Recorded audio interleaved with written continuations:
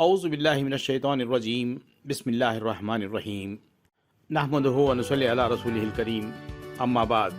محترم بزرگوں، قابل قدر نوجوان دوستو، سامعین اکرام، السلام علیکم ورحمۃ اللہ وبرکاتہ۔ یادگار سیریز کے تحت میلاد النبی صلی اللہ علیہ وسلم کے پیغام کی دوسری قسط سماعت فرمائیں۔ سامعین، اس دور میں ہم مسلمانوں پر جو ذلت ہر سو چھائی ہوئی ہے، اس حالت زار پر مولانا آزاد کی 70 سال پہلے کہی ہوئی باتیں ہم پر 100% حقیقت سے لبریز نظر آتی ہیں۔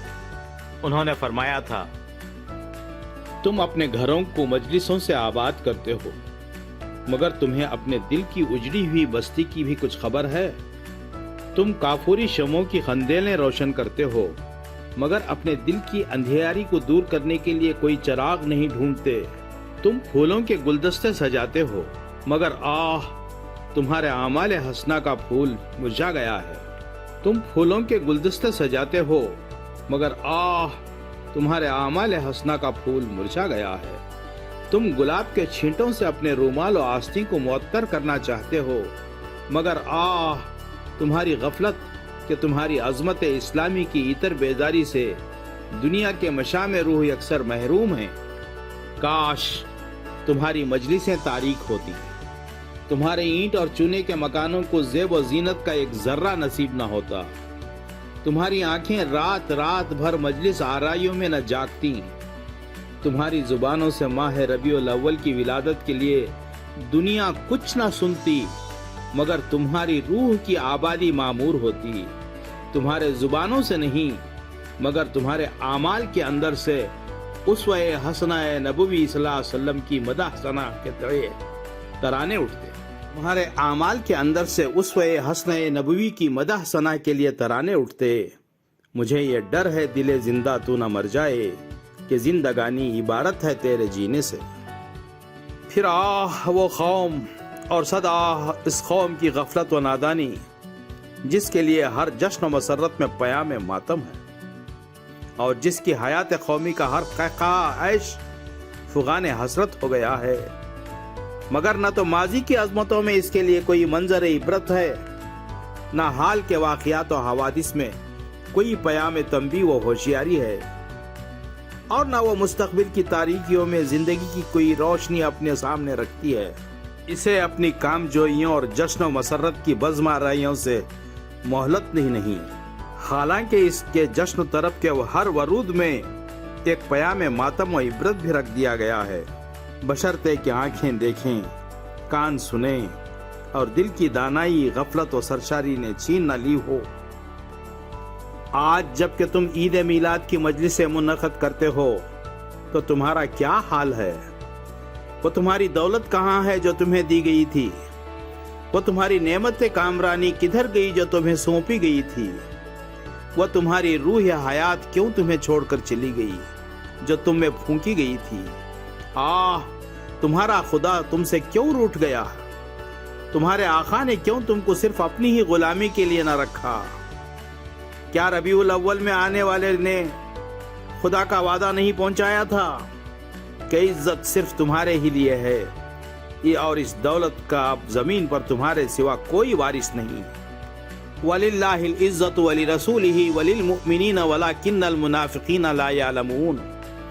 عزت اللہ کے لیے ہے، اس کے رسول کے لیے اور مومنوں کے لیے، لیکن جن کے دل نفاق میں کھو گئے وہ اس حقیقت کو نہیں جانتے۔ پھر ایک ایسا انقلاب ہے کہ تم ذلت کے لیے چھوڑ دیے گئے ہو، اور عزت نے تم سے منہ چھپا لیا ہے۔ کیا خدا کا وعدہ نصرت تم تک نہیں پہنچایا گیا تھا؟ وَكَانَ حَقًّا عَلَيْنَا نَصْرُ الْمُؤْمِنِينَ۔ مسلمانوں کو نصرت و فتح دینا ہمارے لیے ضروری ہے۔ پھر یہ کیوں ہے کہ تم نے کامیابی نہ پائی؟ کامیابی و کامرانی نے تمہارا ساتھ چھوڑ دیا۔ کیا خدا کا وعدہ سچا نہ تھا؟ نہ تو اس کا وعدہ جھوٹا تھا اور نہ اس نے اپنا رشتہ توڑا، مگر تم ہی ہو، تمہاری ہی محرومی و بے وفائی ہے، تمہارے ہی ایمان کی موت اور راستے کی حرمانی ہے جس نے اپنا پیمان وفا توڑا اور خدا کے مقدس رشتے کی عزت کو اپنی غفلت اپنی غفلت اور بدعملی اور غیروں کی پرستش و بندگی سے بٹا لگایا۔ ذالک بأن اللہ لم یکن مغیرا نعمۃ انعمها علی قوم حتی یغیروا ما بانفسہم وان اللہ سمیع علیم۔ اس لیے کہ خدا کبھی کسی قوم کی نعمت کو محرومی سے نہیں بدلتا جب تک وہ قوم خود ہی اپنے اندر تبدیلی نہ کر دے، اس لیے بھی کہ اللہ سب کی سنتا اور سب کچھ جانتا ہے۔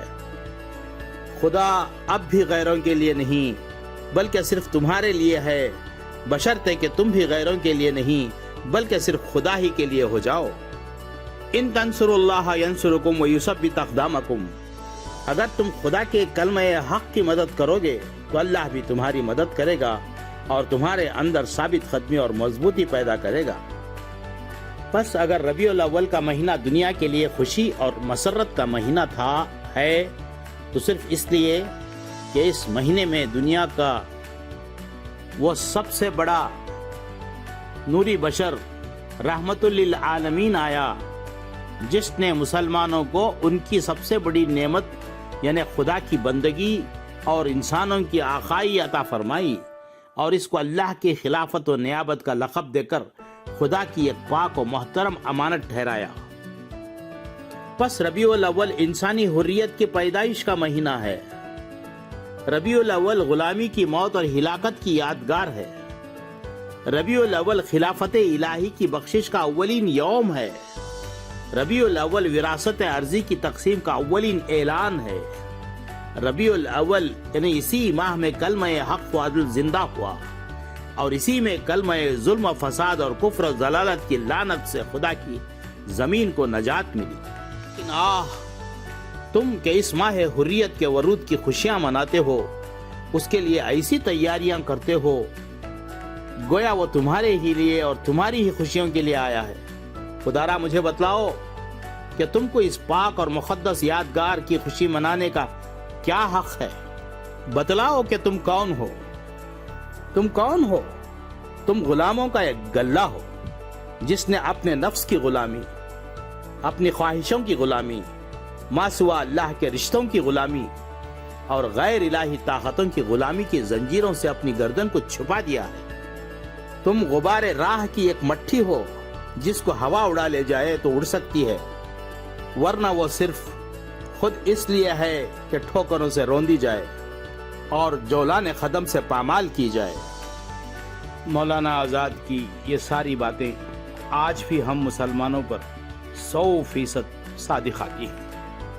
اللہ تعالی ہمیں خواب غفلت سے بیدار ہونے کی توفیق عطا فرمائے اور ہماری موت سے پہلے سچی پکی توبہ نصیب فرمائے، ہمارے سیئات کو حسنات میں مبدل فرمائے اور جناب آقا محمد الرسول اللہ صلی اللہ علیہ وسلم کے طریقے کے مطابق زندگی گزارنے کی توفیق نصیب فرمائے۔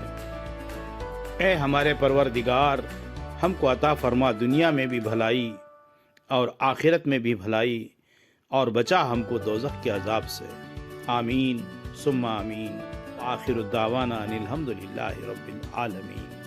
یادگار سیریز کی اس پیشکش کی دوسری قسط کو یہاں پر اختتام کرتا ہوں۔ اپنے رشتہ داروں، دوست و احباب میں ضرور شیئر کریں، چینل کو سبسکرائب کریں تاکہ آئندہ آنے والی قسطیں آپ تک بآسانی پہنچ سکیں۔ والسلام، آپ کی دعاؤں کا طالب ڈاکٹر آر عبدالحمید۔